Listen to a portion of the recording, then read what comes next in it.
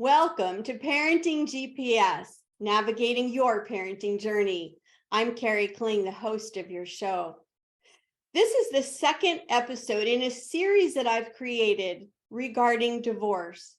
In our country, in the United States of America, almost 50% of marriages result in divorce, and the percentage is even higher for second and third marriages. I'm not sure what the statistics are in each country globally, but that's not the point. The point is, how can I help through my guests to provide tools and more information and awareness to you if you are considering a divorce and how that impacts your children. So many children grow up with the burden of having their parents been divorced and not really knowing if they had a part in it, if it was their fault. Why did mommy and daddy do this? And so our guest today is going to help us understand that it's not about get divorced or not get divorced, but there's another process called mediation, the divorce mediation process. And we're going to find out more about that today. My guest, Jessica Apgar, is an expert in this field. I'm going to read her bio to introduce her to you right now.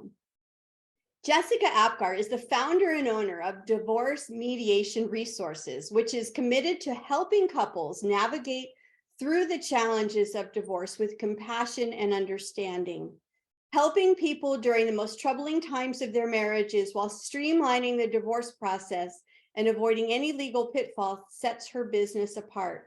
Her coaching and educational techniques give both divorcing couples and individuals consideration about clear guidelines on the steps necessary to finalize their divorce. But more importantly, the hopes of reaching resolution and not having to divorce. In relation to the focus here about children and healthy parenting, Jessica invests a great amount of energy ensuring that divorcing parents understand and plan for the financial and emotional difficulties that their children may experience if they do go through with the divorce process. And with full transparency, I want to disclose that I am listed as a resource to work with clients that Jessica works with in my parent coaching to help them through this. Jessica, thank you so much for being here. Thank you, Kari, for having me. It's my pleasure. Jessica, some people think, as I mentioned earlier, if you aren't getting along and there are problems, you go to the lawyer and get divorced. But there really is another process, which is mediation. And that's where people like you come in. Can you please just take a few moments and explain to our viewers what is divorce mediation? So mediation is designed to resolve issues hopefully prior to filing for a divorce. It allows parents to disclose all their information, to look through parenting schedules without being forced into making decisions like forcefully when they're going through lawyers. So they also observe like alimony, they look into the equitable distribution. So they're pretty much doing everything together. It helps couples decide this, so then they don't have to fight in court over anything because they already decided. It's just them going to the judge and saying, this is what we want for our family structure, and this is what's going to work. And we're going to talk more about how you help people reach resolutions that hopefully won't end in a divorce. But my next question to you is, at what point in the process of two parents deciding that, maybe a divorce is something that they are facing, at what point in the process would someone come to a mediator? Usually they come when they've decided that they want a divorce. Couples decide we're getting a divorce. They walk out, from each other and they say we're getting a divorce, and one makes the call. I can't really say if it's the woman or the man, but usually both. They will call and contact me. In some cases, once they've already got documents, they've been served to get a divorce, and they'll ask me a question: what's in mediation, instead of going to a lawyer. Very few times I've gotten someone that's just like wants information, that wants to know what would be the process in case they decide to get a divorce. And you just touched on it a little bit, but for someone, and you and I have talked before about this, and I know you have shared with me that a lot of people really aren't aware of what mediation is. How does mediation, a mediator, differ from someone just going to a lawyer? Mediation has been going on for a very long time. The courts usually, because you're so nervous, because of all the emotions that involved of getting a divorce, you're not really reading the documents. But in every document that you receive from the courts, it does give you like alternative resolutions to do. But people look over that. So what I'm trying to raise awareness for people to understand that they could resolve their problems and their issues prior to even going to a lawyer. Usually with mediators, we're supposed to do what we call, instead of a settlement agreement, we call it a memorandum of understanding, which is a contract between the two parties, and then they could take it to a lawyer, or they could divorce themselves. They could go to the courts and divorce themselves. So it's not an either or. Right. Exactly. And what would you say, and I don't know if you have any statistics, but just from your own background and your own experience, do you have any idea how many couples, out of all the couples that are seeking divorce, what percentage of them might even consider going to a mediator and working with a parent coach like we have a setup? Is it a lot of parents? Is it very few? What would you say? I would say it's very few, the ones that understand that mediation exists outside of the court system. They do learn about mediation because they get court ordered to mediate. So when they can't resolve their issues, the lawyers can't resolve their issues, they are court ordered to mediate. So now you have two lawyers and two people, the couple and a mediator. So to avoid that, it's just best to do mediation first, because then you could resolve your small issues with either a lawyer or just with yourselves. It's sad that a lot of people don't know about mediation, but mediation can occur prior, ideally prior than to filing for a divorce.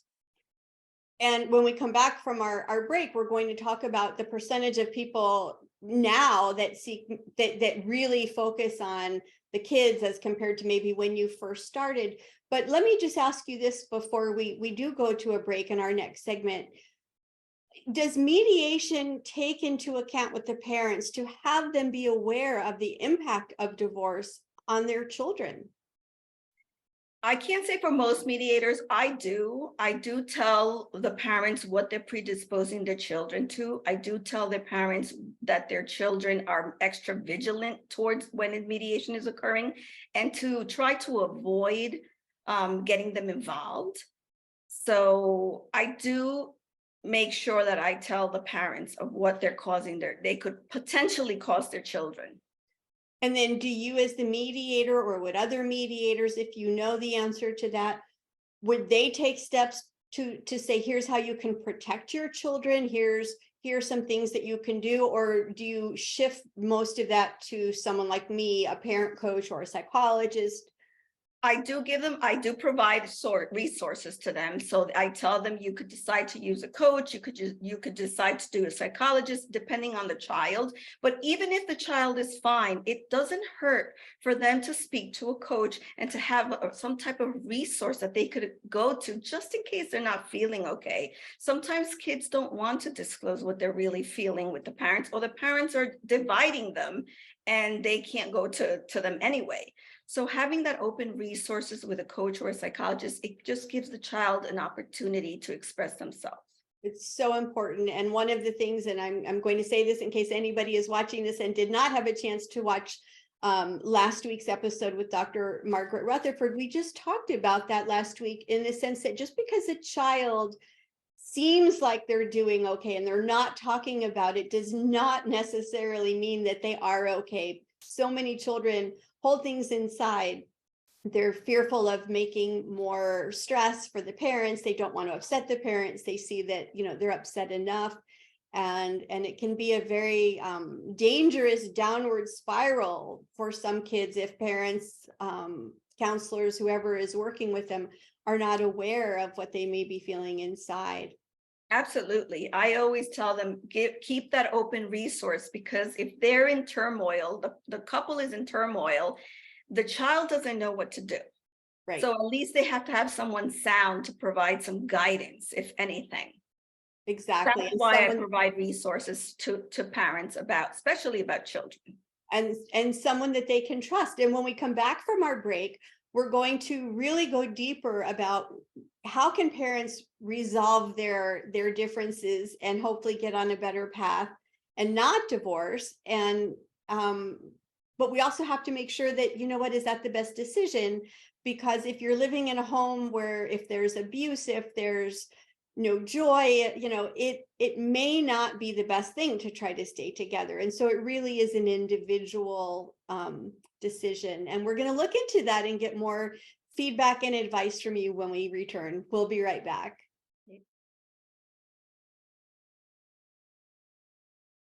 Before the break, we started to talk a little bit about the percentage of parents who are able to keep their marriages together and reconcile. What are your experiences, Jessica, now, in terms of the amount of people that are willing to stay together and really put their kids first in terms of protecting them, whether they divorce or not, compared to even a few years ago? A few years ago, a lot, like I would say between 65 to 70% of people were, once they did mediation, they realized that it was just their lack of communication, the way that they didn't understand each other. But after COVID, I have noticed a decline on that. So now a lot of people are getting a divorce and they attribute it to COVID. And I think it's just their lack of knowledge of what relationship they had. So I think when you're working and you're living your daily life, you're not really noticing your relationship as much as you had to during COVID time, because you had to be confined, you had to be in your house. So they didn't like each other. And on top of it all, they didn't know how to communicate or express anything about it. So now I find that people are getting a divorce more than before. And they're not really. Before as well, I noticed that they were more inclined to taking care of the children. They were more concerned about what was happening. Now they're totally disregarding their higher education. They want to just give a specific amount of money, like they're very tight with that. So I do find that now parents are not putting their children first. That's heartbreaking. And when you mentioned about higher education, do you mean about who's going to pay for that for the children? Right. They're saying, well, they'll survive. The comments are always that they'll survive like they did, but those were different times. Right. And you know, what you said is so true, not only with parents that are contemplating divorce, but how COVID really, you know, wreaked havoc on all of our lives. But you mentioned about communication, and communication is such an important, well, it's an important facet of every relationship. But one of the things that I want to encourage parents about, and we touched on it before, is how can you model for your child about what true communication is, and not just asking a question and getting an answer like, yeah, no, you know, but really modeling, you know, what I heard you say, or what I think I heard you say, and asking the child to describe, you know, what he or she is feeling is so important. Would you agree? Yes. And also teaching them. You can't just expect and say, go, like, let's say, go order a Domino's pizza. You can't expect them to know what to do for the first time. You have to take the phone and sit with them and explain to them, okay, listen to me. This is what they're going to ask you. Like, just give them direction. So when you just tell them, go do this, and they can't, they freeze, they feel inadequate. They feel like they have issues, like they don't know how to do something. They feel fear. They go through all these emotions. And what, as parents, some parents would say, what's wrong with you? Can't you just get anything done? It starts accusing them for something that they don't even realize that they're putting their child through. So you have to be vigilant about stuff like that. Right. And you know, one of the other things that, you know, it's all about our body and our brain and how they work. And when people, and it doesn't matter if you're 2 or 22 or 102, when we are feeling emotional, especially, you know, pretty deep emotions, like some, you know, your parents fighting, possibly going through a divorce, that level of functioning is not always in that cerebral cortex where the child can make decisions and have clarity of understanding. They're functioning through the lens of their emotions.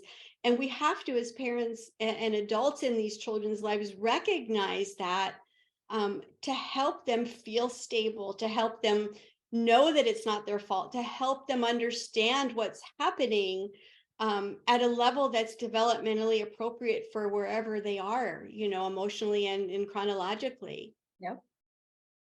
One of the things in terms of communication, Jessica, that I do in working with, parents as a parent coach, is to encourage this thought. And I've said it before, some of you may have heard me say it at other times, but I've been working with parents and children for 40 years. And one thing I know for sure is that children will write things that they will not say.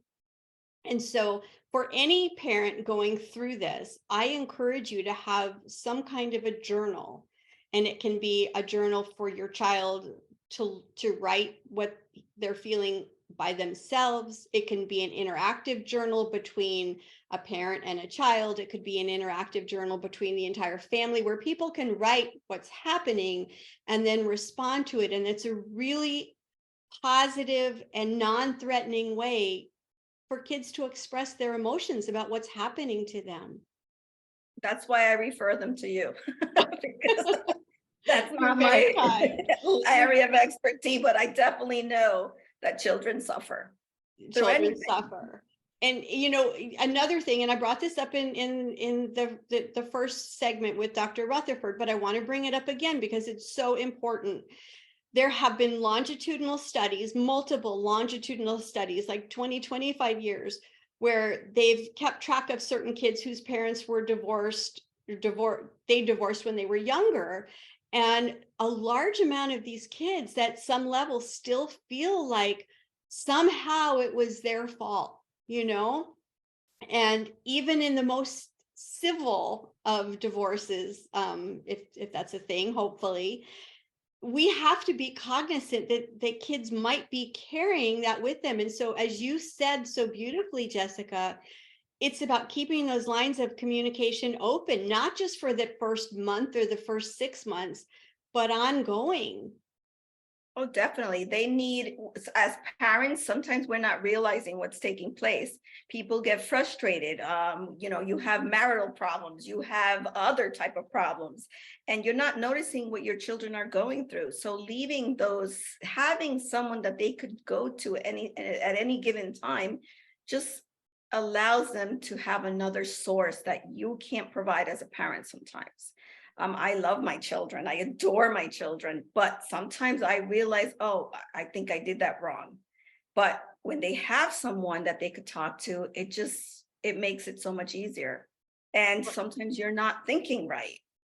Right, because as parents, we're in the emotional part of our brain, exactly. and not really thinking. And I just want to say, because what you said is something that's so common, Jessica. So many times parents think, I did it wrong. I did it wrong. And we all make mistakes, and some mistakes are obviously bigger than others.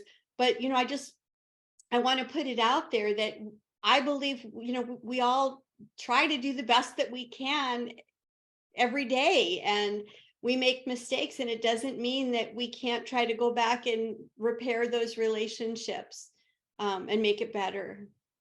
Yeah, but we need help because, not everybody, like I said, the lack of communication, lack of knowledge of things sometimes. So it's important to speak to people, to read books, to be aware of what's taking place. Right. Especially Thank you. Now with all these changes that we're like, we don't even know what's what. Right. And thank you for clarifying, because yes, we do. That's why we're doing this show, is that, many times you can't do it on your own. You're too emotional. You're too engrossed in the situation. But to reach out to, whether it's a mediator like you are, a psychologist, a parent coach, a lawyer if need be, but to not be afraid to reach out and get that help. With the idea that, we may not like each other anymore, but our kids are still our kids, and they're not divorcing us. And so how do we protect them? How do we ensure stability and happiness for them in the long term? So when we come back, we're going to look at what does this look like, and how can parents have some tools right away that they can move forward with if this is something that they're thinking. We'll be right back.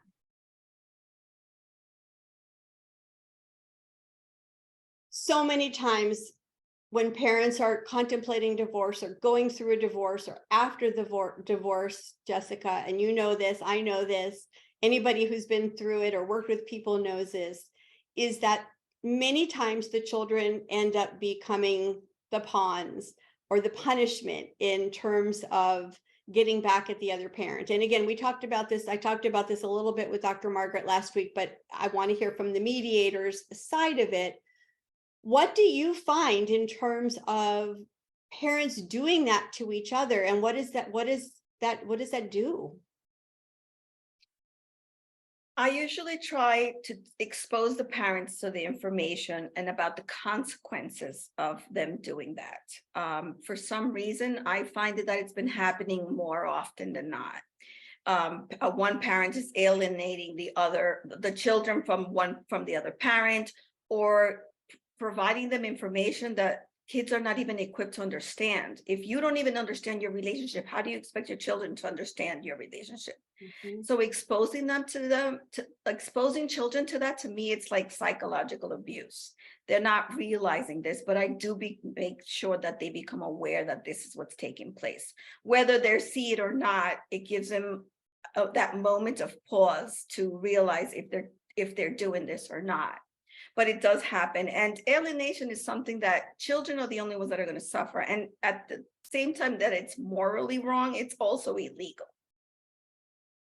Can you describe how does that work in terms of what is illegal? Like what would a parent say to the child about the other parent that would be considered illegal? Well, not say to the parent, but let's say a child's being alienated by another parent. The parent would take them to court, and the judge will decide, or whoever is deciding, lawyers will decide that it's not something you're supposed to be doing for the child. So they would put it in a system with a guardian that's going to decide how to parent you. You don't want to do that. You have a child and you have a family and you have a structure.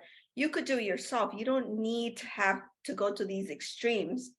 And you shouldn't even alienate your children. Your children are going to love both parents regardless of what they do.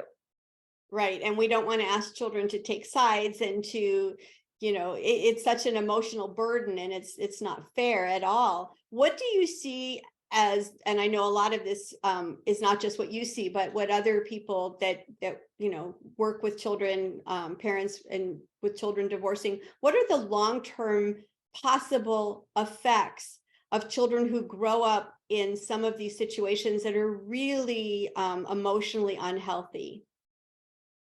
Well, they develop fears, they develop anger issues, they could develop low self-esteem issues. They just can't function. It just hinders their possibilities of being successful.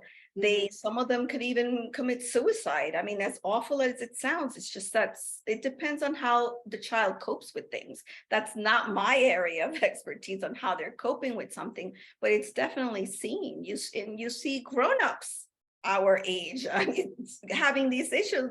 This is what happened when I was a child, and it was never addressed.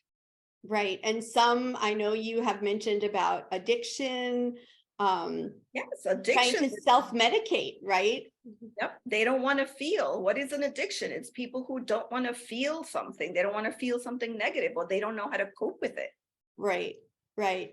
And I want to look at the flip side of this for a moment, because if you're at a point where you can't reach a resolution and divorce looks like, it looks like it's the only option. If people do the things that you're talking about and really work on that communication and, owning it, I made a mistake. I maybe could have done this instead of this, and using it as a teachable process and being open and continuing to check in with your child. Instead of that child growing up and repeating those same behavioral patterns that they have lived that is in some cases might be normal for them because it's all they know, it can be turned around. Do you agree? No, definitely. I mean, I think, again, even in mediation, I make sure I tell parents this is what's going to take place. You need to know the consequences of your divorce. It has a consequence. It has a consequence on your relationship. It has a consequences on your children. It has a consequence on entire families. Right, short term and long term. Yep. And, I don't normally talk about myself, but I want to share something very personal in the hopes that it will help others. I've said before that between my two parents, there were 4 marriages.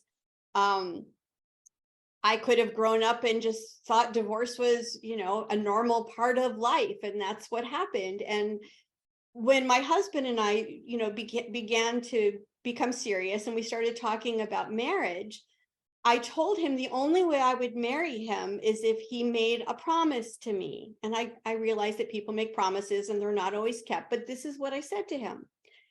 I said, I want you to promise me that if we ever get to a point where we feel that we're not communicating, or we feel that there's something that we can't work out, that we go to a counselor or somebody right away to try to work it out so it doesn't ever get to that point.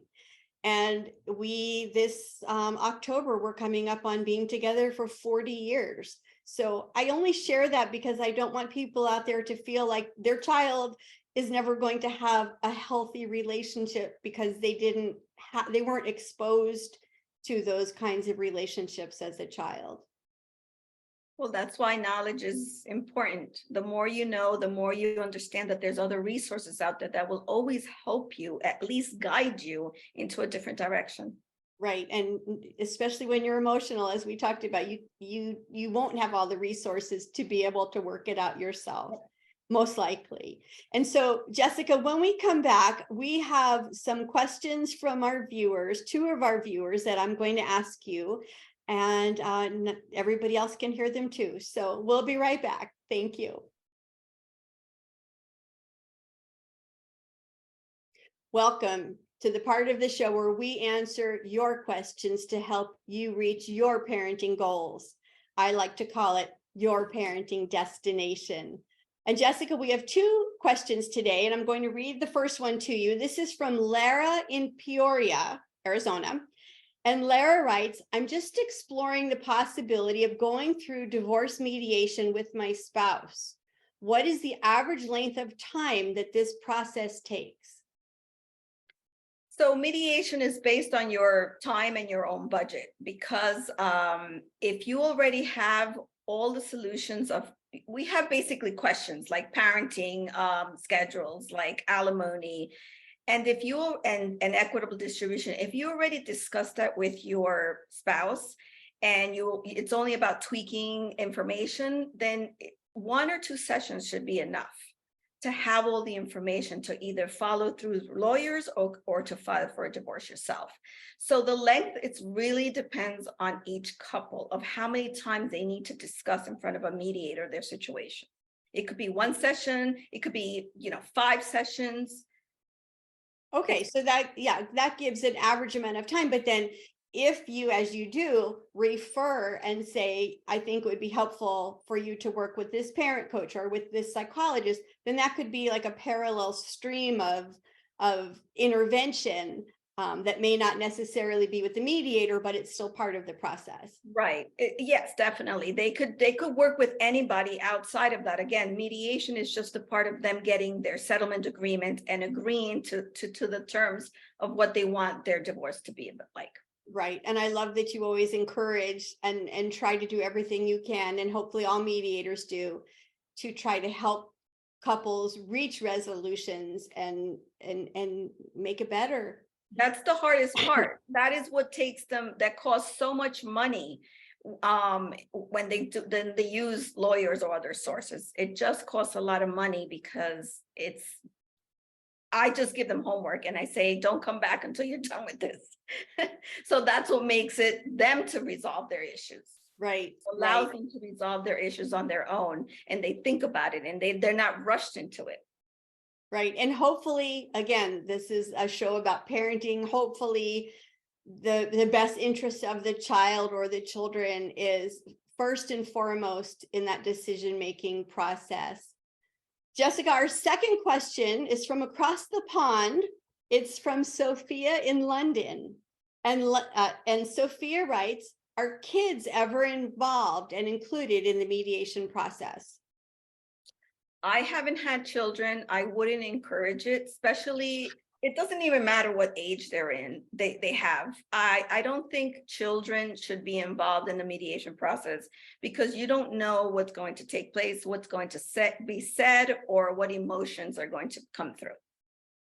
Right. So save the part with the kids for what we talked about, working with a parent coach, working with a psychologist, or whatever other professional who is trained in that area to help. Yeah, to help them understand. Yes. And Jessica, we're at the end of our time together, unfortunately. Thank you so much for sharing your expertise, for sharing your life experiences as a mediator, and a mom. You're a mom of two.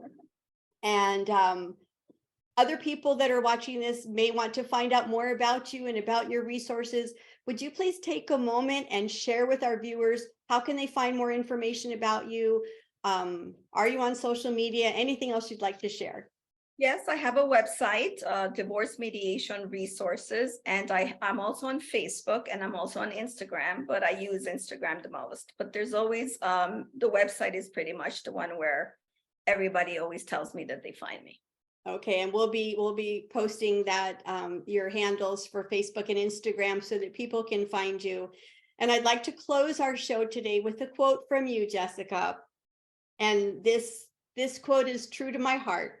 And you said, children are entitled to live in a healthy, loving environment and share their experiences with both parents. And that's whether they're divorced or not. Yes, definitely. Thank you for joining me. Thank you.